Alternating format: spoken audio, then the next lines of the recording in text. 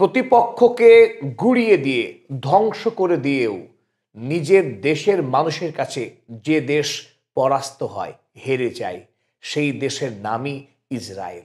Israel রাষ্ট্র এখন নিঃশব্দ ধ্বংসের পথে। নিঃশব্দে ইসরায়েলের লক্ষ লক্ষ মানুষ তাদের দেশ ছেড়ে ইউরোপের পালাতে মরিয়া। নিরাপত্তাহীনতায় ভুগছে ইসরায়েলের ধনী ব্যবসায়ী, ইঞ্জিনিয়ার, ডাক্তার থেকে শুরু করে অগ্রগণ্য মানুষেরা। তারা এখন কাতারে কাতারে বিদেশি দূতাবাসের সামনে লাইন দিচ্ছে। পাগলের মতো তারা বিদেশের একটা পাসপোর্ট পেতে চাইছে। কেন এই অবস্থা হলো ইসরায়েলের?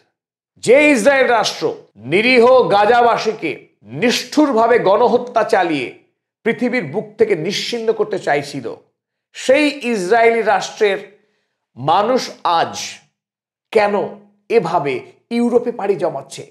সারা পৃথিবীর প্রথম সারির দৈনিকগুলো, মিডিয়া হাউস ইসরায়েল থেকে মানুষের এই যে পলায়ন, দলে দলে ইসরায়েলিরা এখন যে ইউরোপে পালাচ্ছে সেই খবর ছাপছে। তাহলে কি অচিরেই ইসরায়েল রাষ্ট্র হুড়মুড় করে ভেঙে পড়তে চলেছে? প্রশ্ন আজ সারা পৃথিবীর বিশেষজ্ঞ মহলে। দীর্ঘদিন ধরে চলা যুদ্ধ, অর্থনৈতিক সংকট, আমেরিকা যুক্তরাষ্ট্রের ইসরায়েল রাষ্ট্রকে নতুন করে আর আর্থিক সাহায্য দিতে না চাওয়া, সারা পৃথিবীর মানুষের কাছ থেকে বিচ্ছিন্ন হয়ে যাওয়া ইসরায়েল রাষ্ট্র। কারণ ইসরায়েল রাষ্ট্রের যে অমানবিক বর্বরতা, সেই বর্বরতা দেখে সারা পৃথিবীর মানুষ যখন প্যালেস্টাইনের হয়ে রাস্তায় নেমে প্রতিবাদ জানাচ্ছে, যখন ইন্টারন্যাশনাল ক্রিমিনাল কোর্ট ইসরায়েল রাষ্ট্রের প্রধানমন্ত্রী বেঞ্জামিন নেতানিয়াহুর নামে অ্যারেস্ট ওয়ারেন্ট জারি করছে, যখন নতুন প্রজন্মের ইহুদি যুবকেরা এই জায়োনিজমের আদর্শ থেকে মুখ ফিরিয়ে নিয়ে তারা যখন ফিলিস্তিনি মানুষদের প্রতি সহমর্মিতা দেখাচ্ছে, ঠিক এই জায়গায় দাঁড়িয়ে ইসরায়েলের অধিকাংশ শিক্ষিত মানুষ তারা ইসরায়েল রাষ্ট্রকে নতুন করে নিরাপদ মনে করছে না। তারা মনে করছে না ইসরায়েল রাষ্ট্রের কোনো ভবিষ্যৎ আছে। তারা এখন মানসিকভাবে বিপর্যস্ত, দ্বিধাগ্রস্ত। তাই ইসরায়েলি পরিচয় তারা কেবলমাত্র তাদের বেঁচে থাকার সম্বল বলে ভাবতে পারছে না। তারা এখন যে করেই হোক ইউরোপের কোনো একটি রাষ্ট্রের পাসপোর্ট নিয়ে তারা বাঁচতে চাইছে। আর তারই প্রমাণ মিলল 27 এবং 28 নভেম্বর ইসরায়েলের তেল আবিবে পর্তুগিজ দূতাবাসের বাইরে 1.5 কিলোমিটার লম্বা ইসরায়েলিদের লাইন। দেখুন, এই লাইন হাজার হাজার মানুষ তারা দাঁড়িয়ে অপেক্ষমান পর্তুগালের একটি পাসপোর্ট পাওয়ার জন্য। তারা ডেট নেওয়ার জন্য দাঁড়িয়ে আছে, অপেক্ষমান। কারণ 2015 সালে পর্তুগাল রাষ্ট্র তারা ঘোষণা করেছিল 1500 এবং 1600 খ্রিস্টাব্দে পর্তুগালে বাস করতেন, পর্তুগাল থেকে বিতাড়িত হয়েছিলেন যে ইহুদিরা, তাদের উত্তরসূরি বংশধর যারা এখন ইসরায়েল রাষ্ট্রে বসবাস করেন, তারা যদি মনে করেন পর্তুগালের নাগরিকত্ব নেবেন, তারা নিতে পারেন। এই ঘোষণার পর থেকে ধারাবাহিকভাবে ইসরায়েলের মানুষ তারা পর্তুগালের নাগরিকত্ব পেতে এখন মরিয়া। কোন সময়ে? যখন 2 বছর ব্যাপী যুদ্ধ করে যখন গাজাকে গুড়িয়ে দিয়েছে, যুদ্ধে বিজয়ী হয়েছে, যুদ্ধ জয় করবার পর ইসরায়েলের মানুষ ইসরায়েল ছেড়ে পালাচ্ছে। পোল্যান্ডের নাগরিকত্ব নেওয়ার ক্ষেত্রেও সারা পৃথিবীর নতুন করে যত মানুষ এখন পোল্যান্ডে যাচ্ছে, নাগরিকত্ব অর্জনের ক্ষেত্রে ইসরায়েলিরা সব থেকে এগিয়ে আছে। ইউরোপের প্রতিটা রাষ্ট্রে এখন ইসরায়েলরা পাগলের মতো খুঁজছে কোন রাষ্ট্রে তারা নাগরিকত্ব পেতে পারে। কারণ একটাই, ইসরায়েল রাষ্ট্র তাদের কাছে নতুন করে নিরাপদ ঠিকানা নয়। আমরা দেখলে চমকে উঠব যে কি পরিমাণ ভয় এখন ইসরায়েলিদেরকে তাড়া করছে।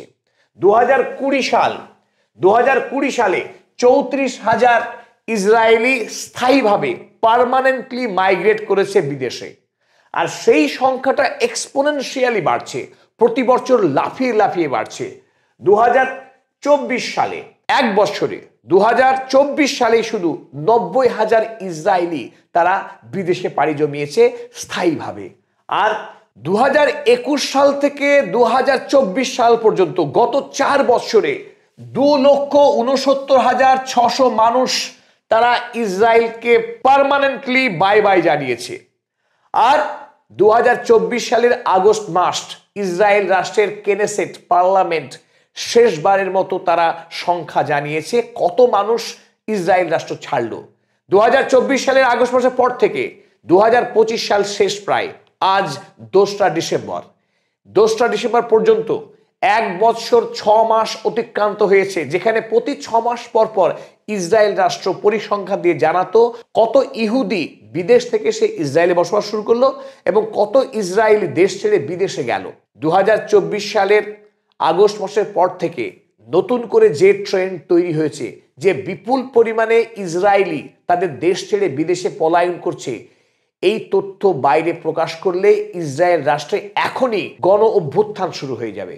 তাই কেনেসেট ভয় পেয়ে এই তথ্য প্রকাশ করছে না।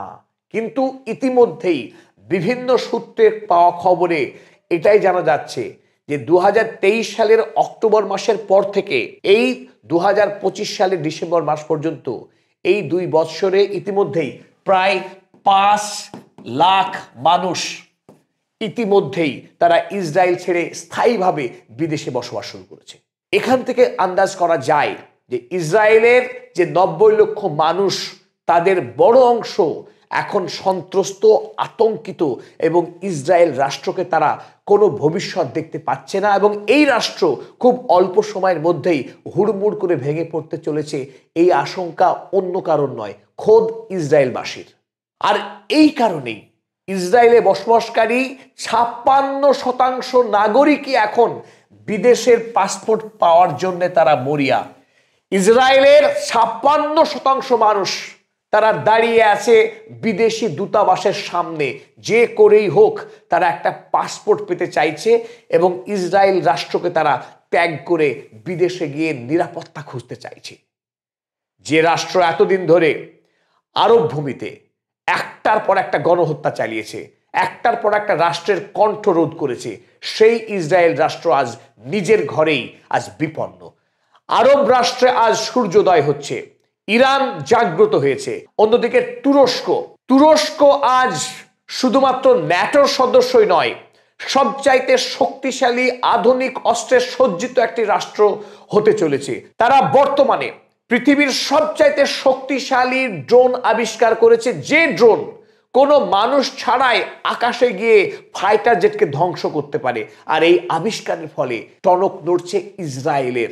ইসরায়েল রাষ্ট্র তার যে একচ্ছত্র সামরিক আধিপত্য মধ্যপ্রাচ্যে, সেই আধিপত্য খর্ব হচ্ছে। একটার পর একটা মধ্যপ্রাচ্যের রাষ্ট্র এখন আর্থিকভাবে বিকশিত হচ্ছে। দুবাইয়ের মতো শহর, শারজার মতো শহর, জেড্ডা, দোহার মতো শহর এখন পৃথিবীর প্রথম সারির যারা শহর ছিল, লন্ডন, প্যারিস, তাদেরকে পেছনে ফেলে আর্থিক বিকাশে এগিয়ে চলেছে।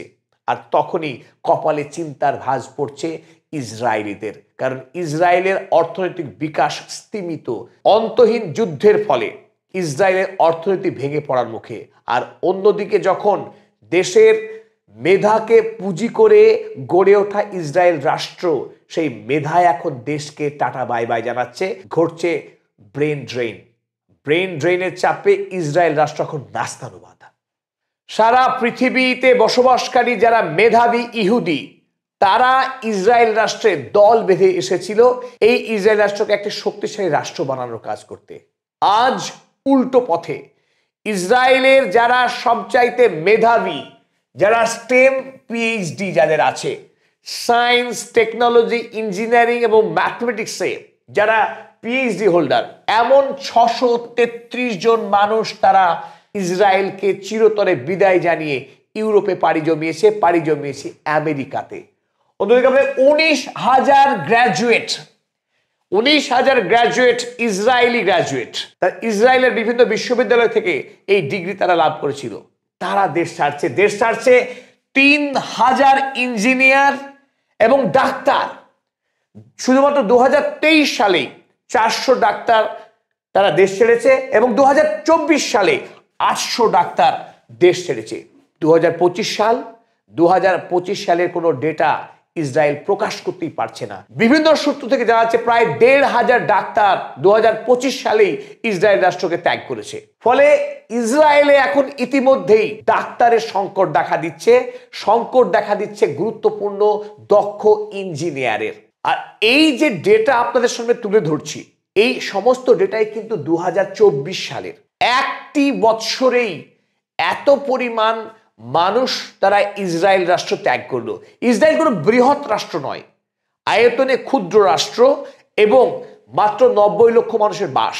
সেই ৯০ লক্ষ মানুষের মধ্যে যদি এত পরিমাণ মানুষ একটি বছরে তারা ইসরায়েল রাষ্ট্র ত্যাগ করে, আগামী দিনে আগামী ২ থেকে ৪ বছরের মধ্যেই ইসরায়েল রাষ্ট্রে এই এক্সোডাস প্রস্থানের হার আরো মারাত্মকভাবে বেড়ে যাবে। কারণ দেশের মধ্যে দ্য স্টেট অফ ইসরায়েল এবং স্টেট অফ জুডিয়া এক শ্রেণীর উগ্রপন্থী যারা রাজনীতিবিদ, তারা মনে করে তারা জোর করে আল আকসা মসজিদ ভেঙে সেখানে থার্ড টেম্পল তৈরি করবে এবং তারা আরো বৃহত্তর আরব রাষ্ট্রকে দখল করবে। অন্যদিকে যারা স্টেট অফ ইসরায়েলে বিশ্বাস করে তারা একটা স্থিতিশীল ইসরায়েল রাষ্ট্র নির্মাণের স্বপ্ন দেখে। তাদের মধ্যে বিভেদ যখন বেড়ে চলেছে, স্টেট অফ ইসরায়েলে বিশ্বাসকারী মানুষ তারা ইসরায়েল রাষ্ট্রই ত্যাগ করে বিদেশে তারা শান্তির নীড় খুঁজছে।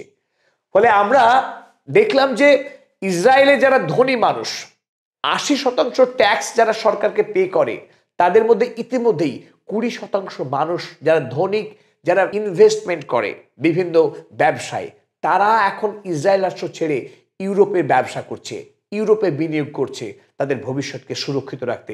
ইসরায়েলকে তারা কোনোভাবেই ব্যবসার নিরাপদ দেশ বলে ভাবতে পারছে না। কেন ইসরায়েলকে নিরাপদ মনে করছে না? কারণ একটা, ইসরায়েলি কোম্পানি এই খবর যদি পৃথিবীর মানুষ জানতে পারে, সেই পণ্য বয়কট হচ্ছে।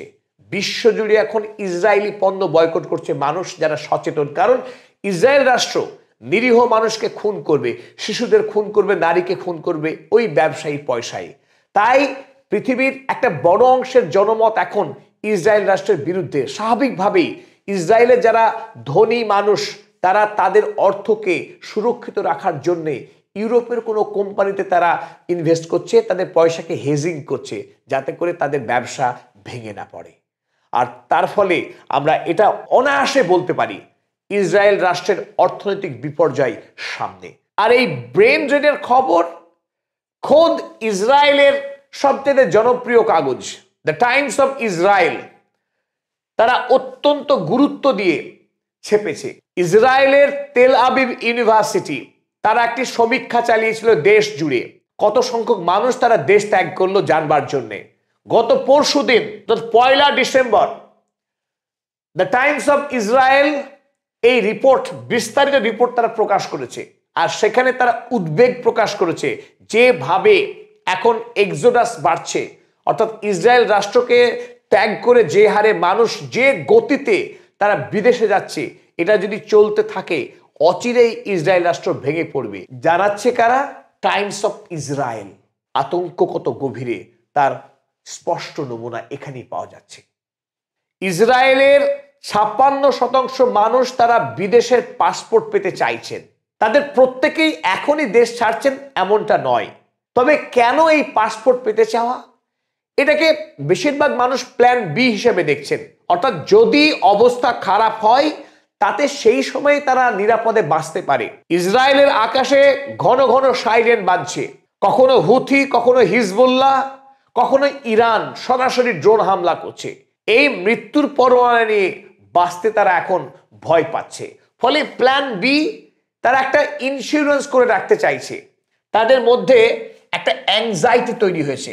ইসরায়েলের ভবিষ্যৎ যে খুব একটা ভালো নয় তা আন্দাজ করছেন ইসরায়েলে বসবাসকারী মানুষ। তাই তারা এই পাসপোর্ট নিয়ে অন্তত মানসিকভাবে স্বস্তি খুঁজতে চাইছেন।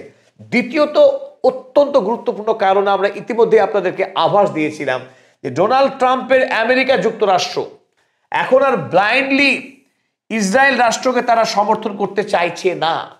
আমেরিকাতে যারা ফার রাইট রিপাবলিকান, যারা মাগা কমিউনিটি, তাদের একটা বড় অংশ ইসরায়েলের বিরুদ্ধে এখন লড়াই করছে আমেরিকাতে। আমেরিকার কংগ্রেসের 14 বিলিয়ন মার্কিন ডলার অর্থনৈতিক সাহায্য করার কথা ছিল এই বছরেই, কিন্তু সেই টাকা আমেরিকা যুক্তরাষ্ট্র কোনোভাবেই ইসরায়েলকে দেবে না, কারণ আমেরিকাতে এখন তারা নিজের ফেডারেল কর্মীদেরকে বেতন দিতে পারছে না। তাই আমেরিকা যখন নিজেই অর্থনৈতিকভাবে ভঙ্গুর অবস্থায়, তখন দেশের বড় একটা অংশ তারা ইসরায়েলকে আমেরিকার ট্যাক্সের পয়সায় সাহায্য করতে অপ্রস্তুত। আমেরিকাতে মাত্র 5 বছর আগেই অধিকাংশ আমেরিকাবাসী মনে করত ইসরায়েল রাষ্ট্রকে সমর্থন করা, সাহায্য করা তাদের নৈতিক কর্তব্য। আর আজ আমেরিকাতে সেখানে মাত্র 33% মানুষ মনে করছেন তারা ইসরায়েলের বন্ধু, ইসরায়েলকে সাহায্য করতে হবে। আর ঠিক অন্যদিকে প্যালেস্টাইন রাষ্ট্রের অস্তিত্বের কথা আমেরিকা কখনো স্বীকার করেনি।